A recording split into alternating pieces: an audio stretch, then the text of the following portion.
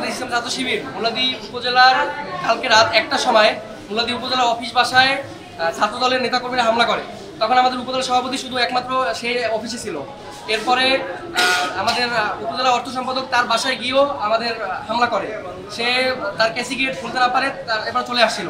আমাদের কলেজে যে দায়িত্বশীল ছিল তাদেরকে কাউকে হুমকি দেওয়া হয়েছে, তারা আমাকে অবগত করছে।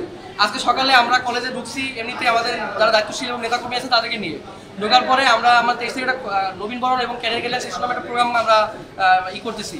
তো সেখানে আমাদের এই প্রোগ্রাম আমরা কথা বলতেছি আমরা কীভাবে কী প্রোগ্রাম করব। তখনই ছাত্রদল উপজেলা এবং পৌরসভা এবং কলেজের যত নেতাকর্মী আছে তারা বাইক নিয়ে কলেজের ভিতরে ঢুকে আমাদের বিরুদ্ধে বিভিন্ন রকম স্লোগান দিতে থাকে।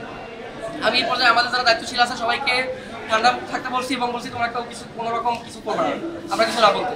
তো আমরা কিছু করতে না করতে ওরা স্লোগান দিয়ে অতর্কিতভাবে আমাদেরকে হামলা করে। আমাদের কয়েকজন ভাইকে একদম মানে ঘুষি দিতে শোয়াই ফেলায়। এরপরে তাদের বুট জুতা দিয়ে বিভিন্নভাবে লাথি দিচ্ছে। যে আমাদের এক ভাইয়ের পেটের খুবই অবস্থা খারাপ, শ্বাসকষ্টের সমস্যা। আমার এখানেও দাগ আছে, আমাকেও বিভিন্নভাবে ঘুষি দিচ্ছে।